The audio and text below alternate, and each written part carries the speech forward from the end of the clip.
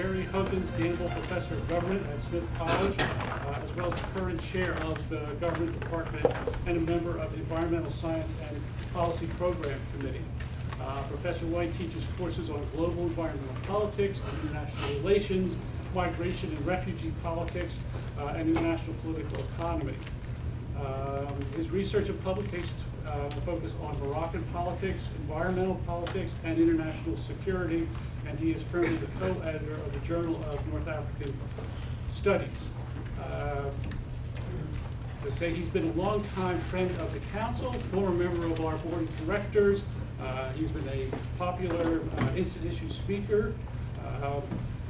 Close to my heart, he is someone who has helped arrange meetings at Smith College for visitors coming to the U.S. through the State Department's International Visitor Leadership Program. And he has the honor, he even wrote questions for several of our academic World Quest competitions. So please help me welcome Gregory White.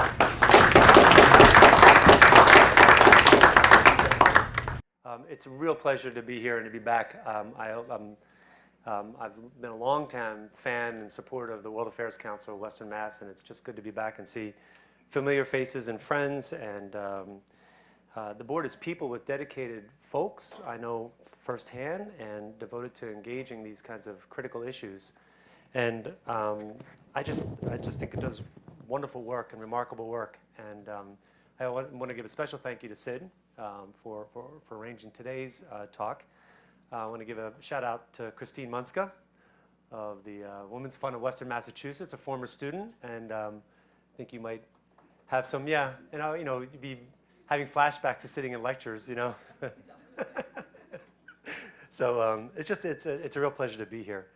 My task today is to think out loud and theorize and put some issues on the table about this complicated relationship between climate change and national security issues. And I'm afraid that it's not going to be a straightforward soundbite kind of talk, with a very sort of clear-cut, message, because it's complicated. There's a lot of grays, and there's a lot of nuances, and a lot of in-betweens in this kind of issue area. And I think, if I could put it in these terms, if I have an argument today, my argument is that climate change is a national security issue, and it's not. Right? It's both at the same time in so many ways. It is, and it's not. And my goal then, in many ways, is to think about and kind of assess the pitfalls, the problems that might come about of thinking in national security terms when it comes to an issue like climate change. And so for a good part of the talk and for a good part of the conversation, I also want to leave lots of time for conversation and questions. And this is a controversial issue, so people might have their own views, and I want to engage them in so many ways. But for a lot of the conversation, I want to put on a national security hat, put on national security, sunglasses or whatever you want to call them, lenses, and think about these kinds of things, and yet at the same time also be questioning about the value of doing so and the good side and downside of doing so. The argument that climate change is a national security issue is not new. It's been around for at least 3 decades. I would say basically since the late 1980s. People have argued in various ways that climate change is a national security issue, and I think in a lot of ways that coincided with the end of the Cold War. As the Cold War came to a close in the late 80s and the Berlin Wall came down in 89 and 90 and 91 and the early 1990s, there was definitely a discussion and an argument in security study circles and in policy-making circles about what national security was as the sort of traditional understanding of national security as a way of preparing a country against an external threat by another country was certainly still there. I mean, that did not disappear at all. The traditional kind of ammo, guns, rockets, bombs, sort of strategic thinking that was so long-standing. But there's also a new discussion about the kind of external threats, the new external threats that might be posed in the international arena, the other kinds of strategic threats. One of the first voices in this regard is familiar to us, I'm sure in many ways, is Al Gore. Then Senator Al Gore wrote a book in 1992 called Earth in the Balance. And his book was very much an argument that climate and environmental issues are a national security issue and have to be treated as a national security issue. He was a young U.S. senator, and in many ways, as a senator, was preoccupied with national security. And for him, that was very definitely the case. But he wasn't the only one. He was definitely not the only one who argued in this regard. There were others in the security establishment, in the Pentagon, in the intelligence agencies, in think tanks in Washington, D.C. They argued similarly at the end of the Cold War that climate change was also a national security issue and would join other national security issues like epidemiological threats or non-state actors, terrorism, of course, energy security, all kinds of different ways in which a country's national security, the nation state's security could be challenged in the international arena. Some of it, I think it's important to point out, was very much driven by scarcity assumptions. There was a kind of a Malthusian assumption that a growing population would outstrip the resources available, and that would in itself cause all kinds of problems and conflict and sources of tension. And these kinds of arguments were very provocative. In some ways, they were rather quickly debunked because people would point to, yes, the population is growing and there are scarce resources, but it may also be more often a question of distribution. And there are adequate resources depending on the distribution. So there was all kinds of debates going on in that area as well. But I just wanted to acknowledge that. But within environmental debates and these kinds of debates about climate change and national security, it really did quickly move from environmental concerns more broadly to specifically thinking about climate change. And this kind of discussion, as we moved into the 90s, took on a lot of different dimensions. One of them, for sure, had to do with naval assumptions, aquatic, naval, force projection, and these kinds of concerns that countries have. Rising seawaters, projections of rising seawaters with threatened naval bases around the world. This is Diego Garcia in the Indian Ocean, low-lying islands, low-lying atolls, and so as rising waters threaten infrastructure. And so the Pentagon and security agencies paid attention to this, concern about force projection. Additionally, they were also concerned about access to remote places. If there was conflict or concerns that emerged from either climate change or other kinds of stress factors or conflict, you wanted to have access to it. A second dimension had to do with Arctic Ocean shipping. And as the Arctic lost its polar cap, to a certain extent this is true in the southern, in Antarctica as well, but it's especially concerned for the Arctic Ocean. On an annual basis, the ice cap becomes smaller and smaller in the Arctic. It's obviously not terrestrial like it is in Antarctica. And so it was a concern for ships and their ability to ply these waters and shipping. And this quickly took on security dimensions. So I guess it had long-standing security dimensions because this is a Soviet icebreaker. So these massive ships that would be designed to break ice and to provide for access to shipping lanes caused strategic concerns on the part of U.S. policymakers. And Russian ambitions in this region are long-standing and in many ways understandable. But it wasn't just Russia. This is China. China itself also developed icebreakers and fleets able to ply the Arctic shipping routes. And you can see, for example, this is what's striking about this, and I think I have two maps here to show you. This is the Arctic Ocean, and you can see some of the Arctic shipping routes. The green is the Northwest Passage, red is the Northern Sea Route, Transpolar Sea Route, and the Arctic Bridge Route is in yellow. This is the United States here. Yeah, I'll use my hands here. This is the United States here. This is Canada. This is Alaska, so the United States, Greenland. This is the Soviet Union, Scandinavia here in Europe. And so as you look at the globe from, as if you're sitting on the North Star, looking down on the globe, you could see the importance of these shipping routes in terms of commerce, also access to oil and mineral resources in this area is of supreme strategic concern. And again, long-standing, this does go back to the Cold War, but it only accelerated as we moved into the 90s and the zeros and the current decade. When you look at this map, you can see, and this next map shows it better, China doesn't have access to the Arctic Ocean, to the North Pole. So you might ask, why would China build icebreakers and be interested in this? And it's because China is such a supreme economic power, important economic power.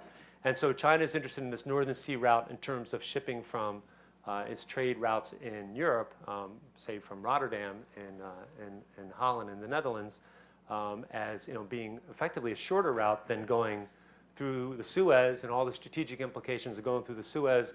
And then the Strait of Malacca is strategically challenging. It's super narrow and problematic in that regard too. So you have these kinds of naval concerns, strategic naval concerns that come about. What else? Just while I'm on the subject of naval issues, you also are constantly concerned about coastal flooding leading to displaced populations. So much of the world's populations are in low-lying areas, and so as waters rise, it's an aquatic concern. This was, from the perspective of national security discussions, a concern. So I think the naval piece is the first big one. The second one I want to emphasize is this, natural disasters. And we might put natural disasters in scare quotes or finger bunnies or quotes in some ways, because these natural disasters, of course, are complicated. There's a strong argument and good scientific evidence that climate change contributes to the intensity of these kinds of events, in this case hurricanes or typhoons. Typhoon Haiyan, I put Hurricane Haiyan, I should have put Typhoon Haiyan because it's in the Pacific, was devastating. And in comparison to Katrina, it was far larger than Katrina, and I guess it was the more recent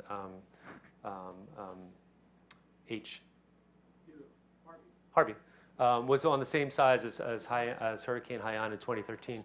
But just devastated. And so from the national security perspective, these kinds of natural disasters or catastrophes devastate areas and lead to insecurity of the populations. And so from a security perspective, this is concerning. So you had these kinds of events, and then, so that's the second one. The first one is naval, the second one is these kinds of natural disasters, and the third one is more gradual onset climate change.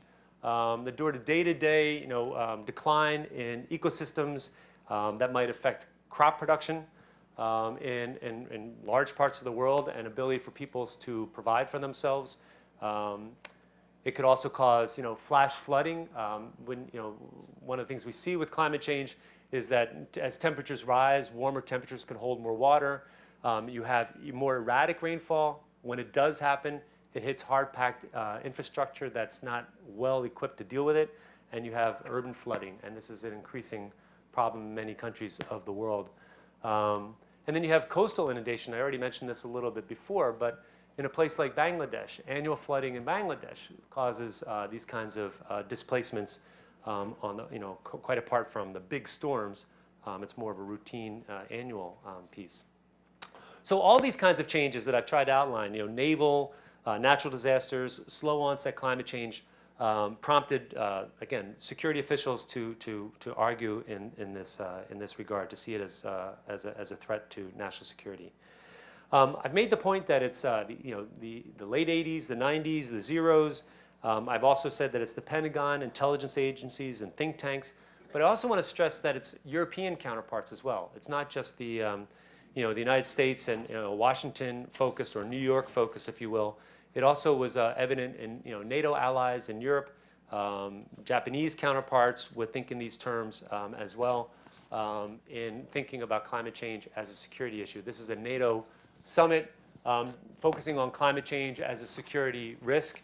And again, just countless, just oodles and countless studies that look at the climate change and international security, and efforts to try to focus on this. And they didn't mince words. They don't mince words in these documents, in these arguments, in trying to devote resources to understanding the threat and the concern that these kinds of changes prompt.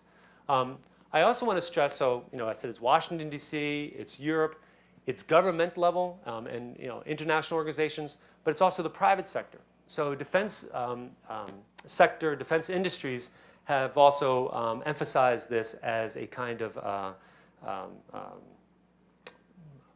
opportunity to develop new technologies to provide energy provision to troops, such as solar and other renewable energy resources for troops who are in combat. for border control against climate refugees, and we'll talk more about that in a little bit. Identifying urban and counterinsurgency technologies and weaponry. It's a huge economic and lucrative economic sector as well.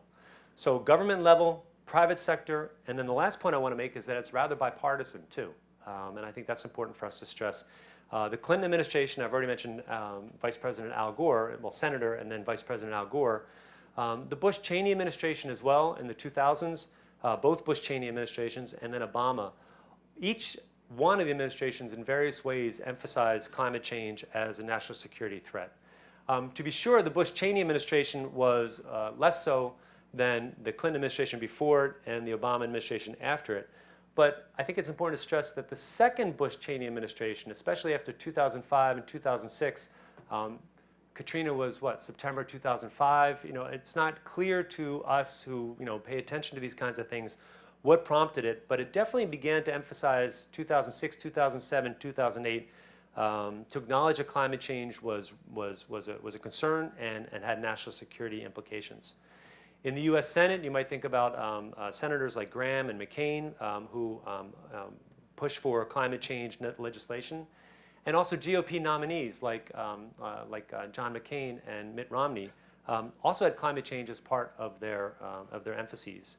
And again, it's important to stress, not as much as Obama did in 2008 or 2012, but it was there.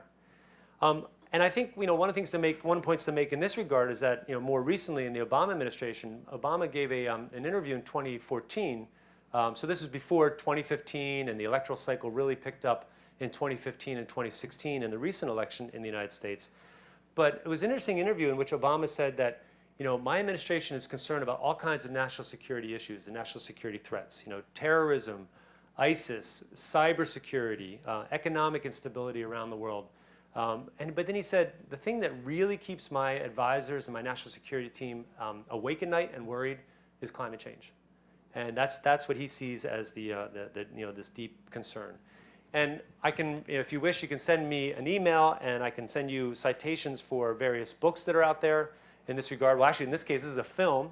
This is a film called The Age of Consequences. It was just out it came out 2016. I just saw it recently. And it's very much about climate change conflict. And it's a full-throated, wholehearted argument that climate change is a security concern, and it goes to various hotspots around the world. And then you also have large literature, and these are just a few representative titles. Cleo Pascal is a political scientist who has a book called Global Warming, How Environmental, Economic, and Political Crisis Will Redraw the World Map. Climate Wars by Gwen Dyer, The Fight for Survival as the World Overheats. This is by Jennifer Scuba at George Washington University, called The Future Faces of War, Population and National Security. And then Christian Parenti's Tropic of Chaos, Climate Change and the New Geography of Violence. So there's a large literature that is exploring these different dimensions, and it's across the spectrum too, in terms of political orientation, again, agendas, if you will. Some are more focused on economic questions and injustices, and others are more interested in terrorism, and it's a really rich and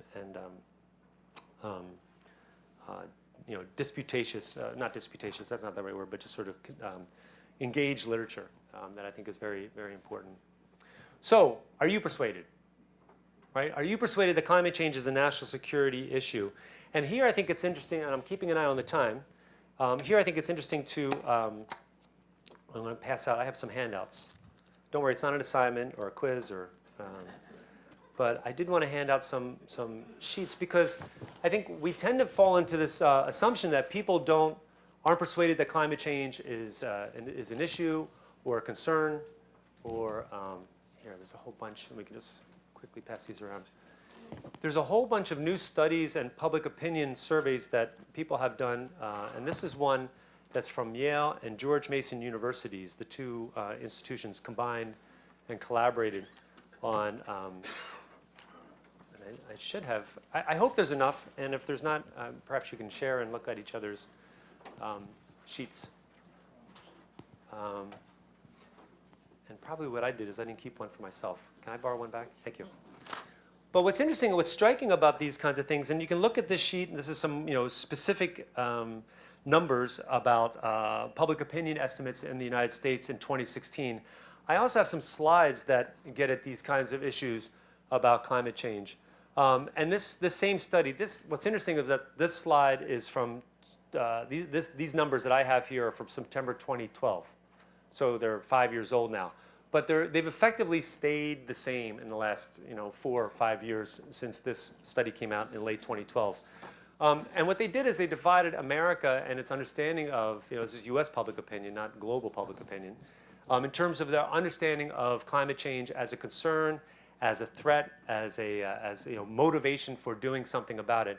And I find it valuable because when you look at this kind of breakdown, we see that there are people who are alarmed. And by alarmed, the researchers divided alarmed folks as certain that climate change is happening and that it's real, and they support climate policies, and they want action now.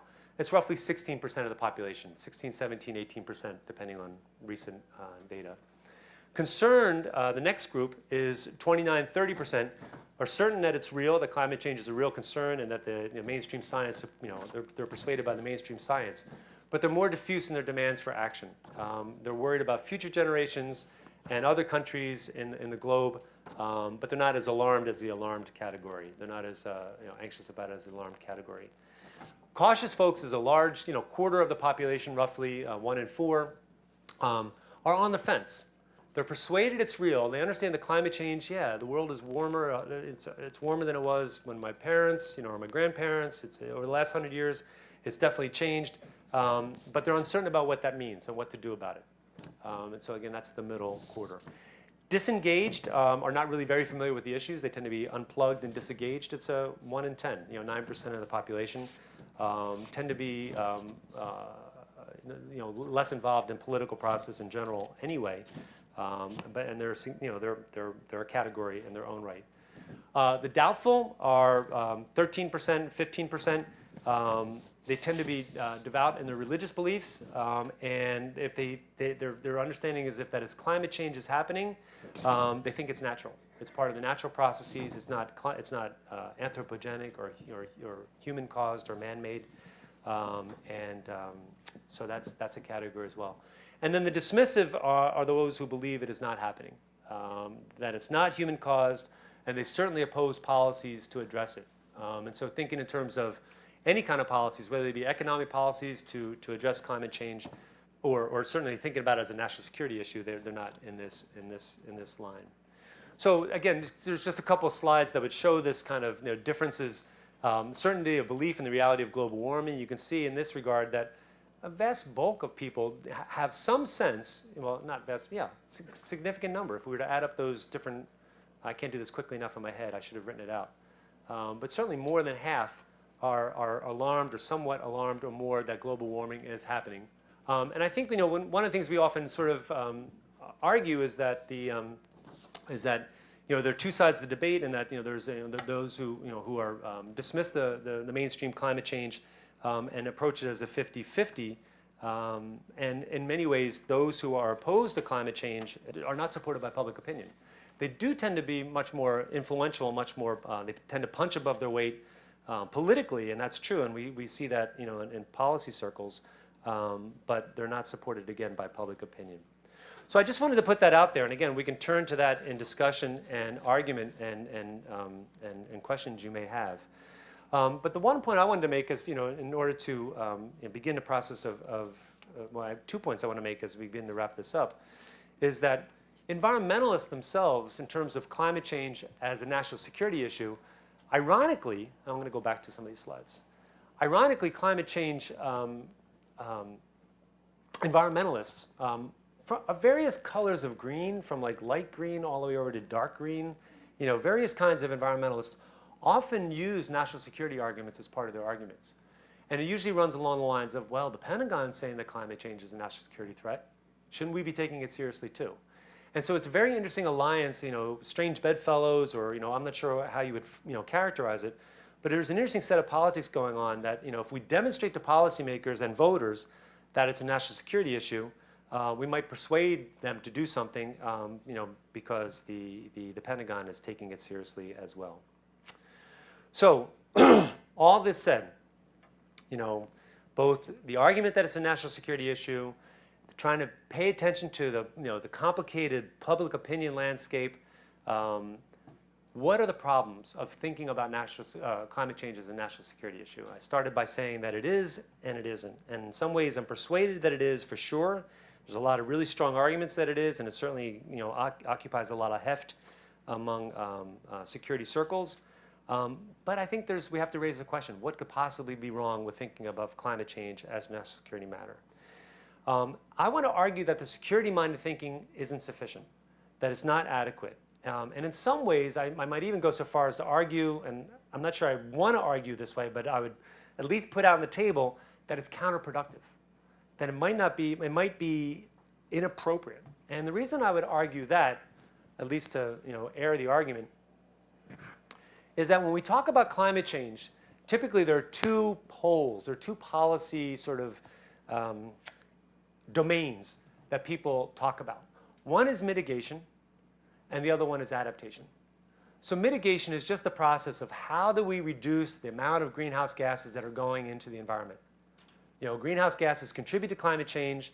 Greenhouse gases have been increasing. They continue to be increased, in various, for various different ways. Well, then we must pursue policies that mitigate. Let's figure out, new technologies. Let's take policy steps to change this. And that's a crucial step, an important step. The second step, the other side of the coin or the other dimension, is adaptation. And these are efforts to acknowledge that there's climate change that's already happened. There's climate change that's going to happen because of, to use the jargon, there's climate change that's already in the pipeline. So it's going to happen. How do you adapt to it to contend with the current and future effects of climate change? So the point I want to try to make is that when you pursue security-minded thinking about climate change, you're not really doing either one of these so much. You're not mitigating. You're certainly not mitigating. And even adaptation doesn't really promote adaptation to actually existing climate change in direct ways. So there's that concern. Additionally, it's super expensive. National security establishments are, and national security spending is a very expensive policy area, but part of the budget. So when you're spending on those kinds of activities, you're taking attention away from perhaps other ways of doing it. An additional reason is that militaries themselves tend to be tremendous emitters of greenhouse gases. So there's deep irony that people point out that they're profoundly impactful in a negative way on the environment in terms of emissions and idling engines, footprints on bases that are sort of deeply problematic in their own right. So the military, and again in Washington and in European capitals, is saying, well, we have to treat climate change as a security issue. And there are those, for example, Dan Dudney at University of Pennsylvania, who argue vociferously against thinking about it as a climate change issue, as a security issue. And his basic argument is that the last entity you want to incorporate into an effect to work on climate change as a challenge is the security establishment, is the military establishment. Again, that's a strong argument, and I myself am not sure I entirely feel comfortable making it, but again, I think it's important to put it out there. And in some ways, I guess part of my thinking is that we want the security establishment, we want the defense industry and defense intellectuals to think in these ways. You want them to anticipate threats and concerns. That's their job. So I think I would try to be more balanced. But I would still, nevertheless, caution us against climate change. And again, this is by way of beginning to wrap this up into conclusion. I think one of the fundamental problems with security thinking is that it's anticipatory. It leads to an anticipatory mode. And it's a mode that emphasizes conflict. It's a mode that emphasizes violence. It's a mode that emphasizes security, obviously. And I fear that it's also a mode that can be self-fulfilling. It's the worst case scenario, right? If you think in terms of the worst case scenario, often the worst case scenario comes about, so the worst case scenario is thinking about the worst case scenario. And another way of putting that is that if you begin to prepare for the event and the trauma as if it were already happening or already here, rather than preventing it, rather than offering ways of preventing it, so that it never happens. So that's a concern that I have about thinking about it as a climate, as a security issue, because it can sort of blinker us into a rather narrow view. I think one last point I want to make in this regard is that national security thinking, by definition, is super, hyper nationalistic. And what we know is that climate change affects the international community, and it affects it unevenly. So it demands a multilateral global response to threats. I'll come back to climate refugees in a moment. But if you think in terms of what causes climate change and what prompts it, to then think in terms of narrow country by country, nation state specific security steps, again, it's not a real way to contend with these issues. And this is CO2 emissions by region, and you can see the striking aspect of some of this, that large parts of the world like Africa and Middle East and South Asia, and you can see these are hardly scaled to size. Africa is vast, it's huge, as is Middle East and South Asia. But in terms of their emissions, they're very small. So when advanced industrialized countries in the global north, in North America and Europe and OECD, advanced industrialized countries, think in security terms, it may be in some ways reinforcing deeper problems in the international arena. So this is a long way of saying that I can begin to conclude now and open it up for questions. I did want to point out that one of the things that people have been pointing to is climate refugees as an issue. And I think one of the arguments that I've been making recently is that the current administration in Washington, the Trump-Pence administration, doesn't really have a climate change policy. If you've been following it, the Trump administration pulled out of Paris. Pruitt and Scott Pruitt and the Environmental Protection Agency are working to dismantle regulations. The Trump administration pulled out of the Clean Power Plan in April. And Donald Trump, as a presidential candidate, even argued that climate change is a hoax perpetrated by the Chinese in his arguments. But I do think that, so there's not much of a climate change policy that we've seen yet come out of Washington in the new administration. I do think that if I had some money that I was willing to bet, I would bet before long Trump will argue that climate change, and the Trump administration will argue that climate change is going to prompt climate refugees. And this is a mashed up, securitizing way of thinking about migration and the environment that is also already well entrenched. And shameless self-promotion, I wrote a book about this. So this is, this kind of, and it wasn't about, this book came out in 2011, so it was, 5-6 years ago before the current administration was in office. But it's these issues about the challenges of thinking about security and climate migration, and the emphasis on border security. And so that might be something we could talk about or argue about in our conversation as well. But I just wanted to put that on the table. So I'll thank you for your time. I have a cartoon to conclude with. So are there any questions or any thoughts or concerns and challenges or elaborations? Yes, please.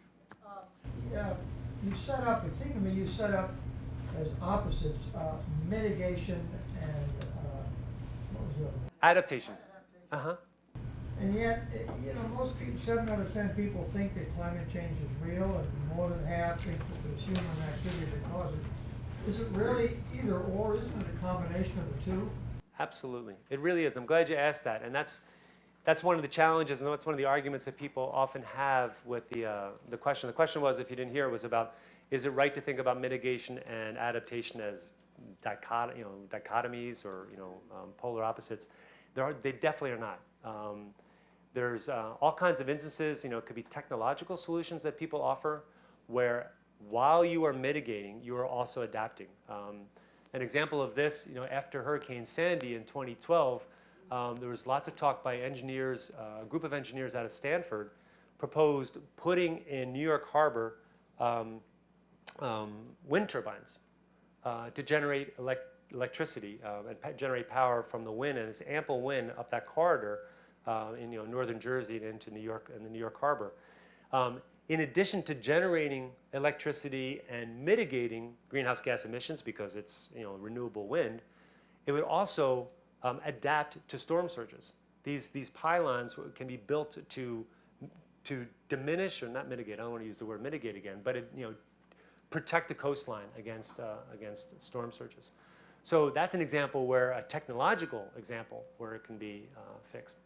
The problem with the mitigation adaptation dichotomy is that for the longest time, especially in advanced industrialized countries, whenever the United States went to international forums around the globe to discuss these kinds of issues, especially during the Bush-Cheney administration, but it was true during the Clinton-Gore and Obama-Biden administration as well, there was less talk on mitigation because it would be sort of an admission.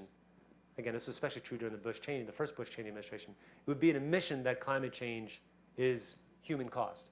What do we have to mitigate if humans aren't causing it, would be the kind of argument that was put forward in some circles. But I think that's been largely diminished in, say, the last decade. And so, but I think your point's a good one. They're not, thinking about them as sort of starkly different is often problematic. Hey.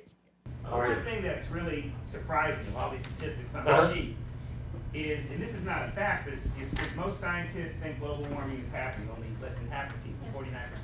That's the thing that really struck out at me because I've seen surveys, this isn't even... Oh, so this is asking people, most scientists think global warming is happening. Do you think that most scientists think global warming is happening? And 49% say yes. Okay, so how in the world, when I've seen surveys that probably 99.9% of global scientists say it's happening, and 99.9, maybe 99 think it's human cause. This isn't even talking human cause, this is what's happening.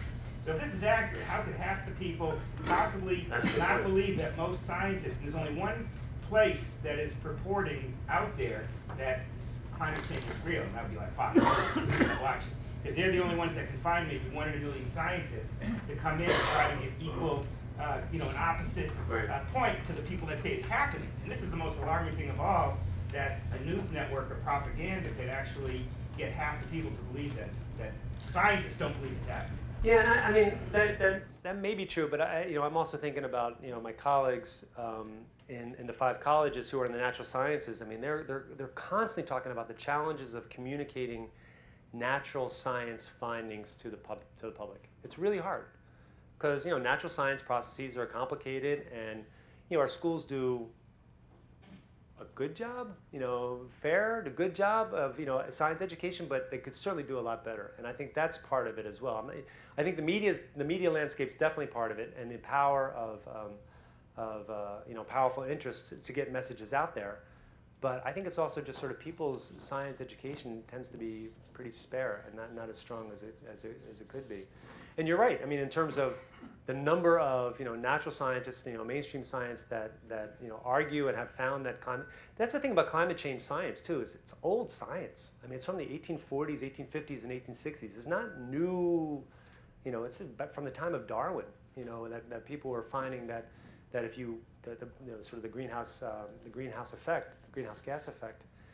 So it's established science. And so you're right. That's I hadn't focused on that particular bar in looking at this data.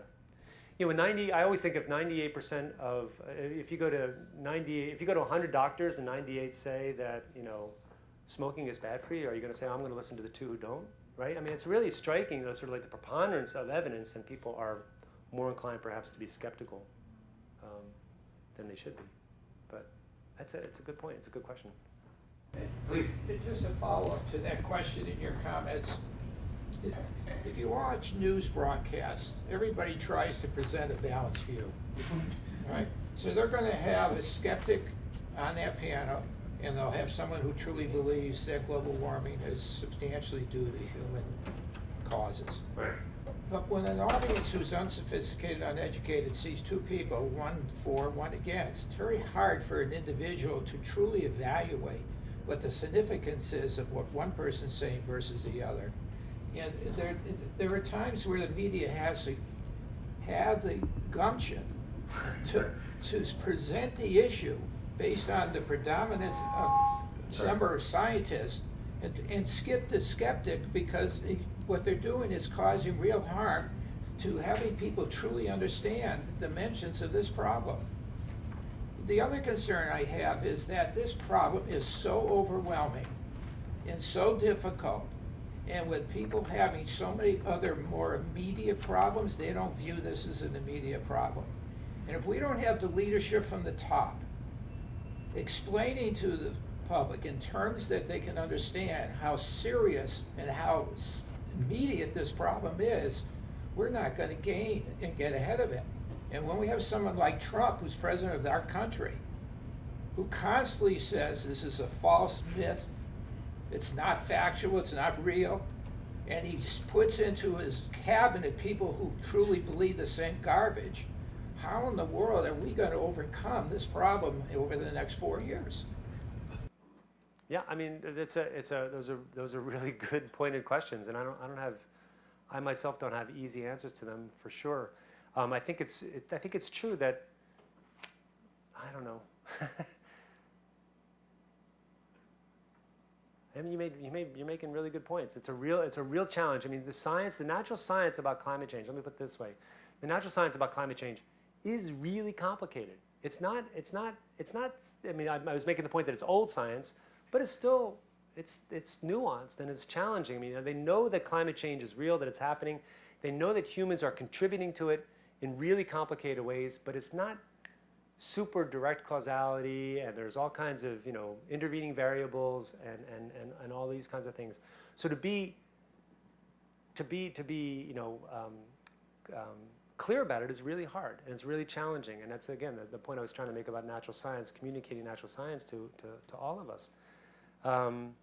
And you're right. I mean, the problem in the media is this sort of attempt to be balanced, and balance is good. I mean, we want balance. We want to hear all sides of an argument. You want to sort of air it out. But I take your point too about how at some point you do need some integrity. And the way I put it about 98 doctors saying that smoking cigarettes is bad for you. Why do we need to hear from the 2 who say, well, I'm not so sure. It's not clear. And yet maybe that's what sells in the media landscape. That's what gets ratings. You want to see debate. And point counterpoint. I mean, that's what people want to see, good debates. But I think it does do damage to public discourse. And as to your last point about the Trump administration, it's really true. And it's Joel and I were talking about this driving down from Northampton. This is it's a real serious matter, and there's no sugarcoating it. And I tend to be a glass half full kind of person. So I'm thinking in 2, 4, 6, 8 years, there's going to be a lot of work that's going to have to be done to repair these kinds of damages. I mean, the EPA alone, I was telling Joel that I have a friend who works in the EPA in Washington, and he's a career civil servant, so he's not worried about losing his job. I mean, he can stay there, but he's already, after 7, 8 months, he's fed up and he's thinking about leaving. I just saw him last weekend. And that's really concerning, because these are real people who are committed. Ethan's a scientist. He's a boring engineer. He's a scientist. He's totally moderate, really mainstream centrist person, and he's not a radical greenie at all. He's just he's an engineer who's interested in clean water, having good potable water delivered to cities, and he's fed up with Pruitt and what's happening at the top levels. He was explaining that the EPA has 16,000 people and they're civil servants. 80 come in, 80, 90, 100 come in with a new administration, and they're the top positions, and they can set the agenda and the budget. And in this case, they're doing a lot of immediate damage. EPA eliminated all the global warming data that they have on the internet. They took it off. Yeah. I mean, these are signs of how serious our problems are going to be. And initially, Ethan and his counterparts were saying that what they can do is they can work with local agencies, they can work with state and local governments and city governments, and do a lot of work. And he is trying, and he and his friends and colleagues at the EPA are trying. But he said it's really dispiriting, it's really hard. And they're looking at the writing on the wall in the next budget, and they're looking out to 2 budgets from now, and it's like programs are being cut, and regulations are being lifted, and it's going to affect people's water, it's going to affect people's air. Yeah, it's not good. So, yeah, Joel, please. Yeah, I have a factual question. We have a Department of Defense, and we have also a lot of defense industries that can make a lot of money. They do. Yeah. So the question, what kind of a scientific system does the Department of Defense have to look into global warming. How solid are they? What's it like? And you know, generals now talk to our president. If it wasn't for them, I don't know how bad things would be. So tell all of us a little bit about the Department of Defense and science. Yeah, it's good. The Department of Defense is the Department of Defense. I mean, it's got a huge, what is it, 750 billion a year, 800 billion, nobody really knows. And that's just the Department of Defense, you know, and then you have the other intelligence agencies. There are 18 intelligence agencies. I mean, it's just an enormous intelligence landscape in the Department of Homeland Security down in DC. Not to mention the think tanks and the security establishment that surrounds them. And there's a lot of small c corruption that goes on, yeah. So it's not like I look at that and say that's a great thing and that they're really knowledgeable, because I think there's a lot of problems with it.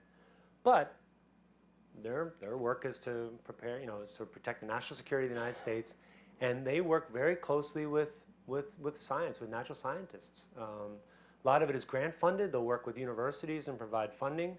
And the good thing about that is that you might think that that would then lead them to buy the conclusions that they want to find.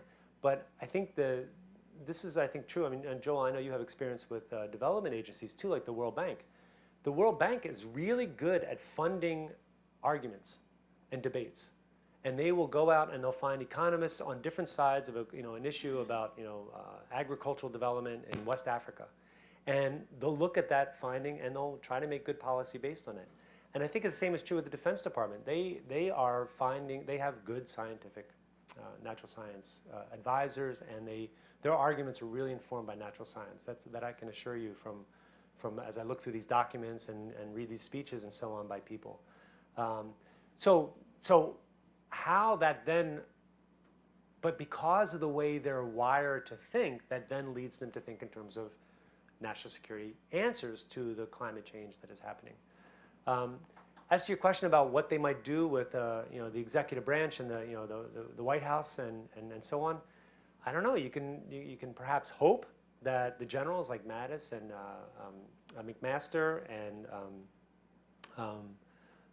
Allen, are sensible and reasonable. It's hard, and that might be able to talk the president down from arguments that he might want to make about these kinds of things. I mean, just a few weeks ago, Trump said, well, he might be going back into the Paris Accord.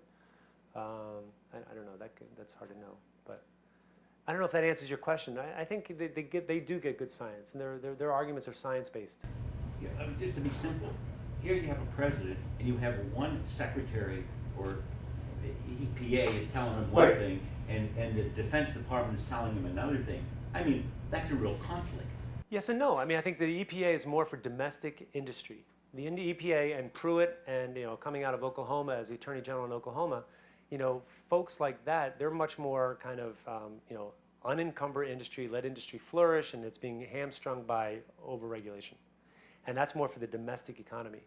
The national security team is thinking more about external threats and strategic threats like naval and Arctic shipping and conflict overseas. So I think they think of it as being I don't know what more. They're more about the real science about climate change, about climate science. Yeah, please. Just to add a little something to this question about our current president, I don't think that it's just about climate change. I mean, I think that this human being has a following, and that following is actually against science, and is actually against the reasonableness. They're tired of it. They're bored with it. They don't want to listen to it. They want somebody to just tell them what the answer is and go and do it, right? So I think there's that. But I also think that with regard to climate change and the security issue, that you've raised in my mind something that I hadn't thought about before, which was the marketing of progress against climate change, okay? And is the use of the term security issue really a good vantage point, right? And I'm thinking it's probably not, okay? Because I'm thinking that actually Definitely problematic, yeah. if we pose it as a national security issue, then we're in our own nationalism again. Mhm. And we're back to thinking like this is like America protecting itself against the rest of the world. When really this is a humanitarian issue, it's a global issue, and it should bring us together and not separate us. That's really well said. I wish I'd said that as well as you just did. I agree with you. A few years ago in Northampton, Northampton, where I live is behind the tofu curtain here in the valley. And so I went to an event one evening at the Unitarian Church. It was a really great event. A bunch of smart people talking about climate change, and they were very green, very medium green to dark green in their politics, and several of them started saying, the Pentagon thinks it's a national security issue, and the Pentagon's treating it like a national security issue, so we should too. That's how we can use it to persuade voters that it's important. And I remember sitting there thinking, like, really? Do you really want to do that? I'm not sure that's the best strategy. There's a lot of pitfalls with that, and that's what I've been trying to argue and articulate. But it's on the other hand, I don't know. I mean, there are definitely emerging concerns, and so it's not like you just want to snap your fingers and have the military or the security establishment disappear, but it could be certainly reduced in heft and strength and influence, although not when they're dealing with the president, not when the generals are dealing with the president, so the current president. Okay, I have 2 points to make. Please. One is that all engineers are not boring, particularly when they're talking to other engineers. The second point is the various percentages and studies that you've been referring to. I think before you accept them, you've got to find out who's paying for them. 5 years ago, 10 years ago, every negative study was sponsored by the oil companies, or now the energy companies, as they call themselves, and even the federal government. All these departments are looking for budget money, and there's so many things that can affect the outcome of these. That's a very cynical approach, but I think you have to look at that before you make any decisions. No, it's a very good point. I think that's very true. And there's a wonderful book by Naomi Oreskes. Her last name is Oreskes. I can't put it up on the screen, but her Oreskes, Naomi Oreskes. She's at Harvard, and she wrote a book called Merchants of Doubt, and it details how, excuse me, how many of the folks who worked for the tobacco industry in the 50s and 60s and 70s and tried to deal with the tobacco industry's growing realization about the harmful effects of tobacco. After their work was done with big tobacco, they in turn were hired and employed by big oil. And they're merchants of doubt. Their job is to sow confusion and uncertainty, and it needs to be further investigated. And they were very influential and very effective, and they were nicely remunerated. They have been nicely remunerated. So I think you're right. I think that's absolutely true that a lot of these studies and it's true I think that's true of so much of this funding. We always have to be careful of where it comes from and the agenda of the funder. It's an issue for Washington think tanks, not so much in the security establishment, but in the policy and other policy arenas. I mean, Brookings has been dealing with this. Various think tanks and throughout Washington, people have been questioning like who's funding your studies, and it's a real challenge in the Washington arena these days. So I don't know, are we doing on time? Up on Greg, yeah. Say thank you very much. Thank you. Thank you for your questions. I appreciate it.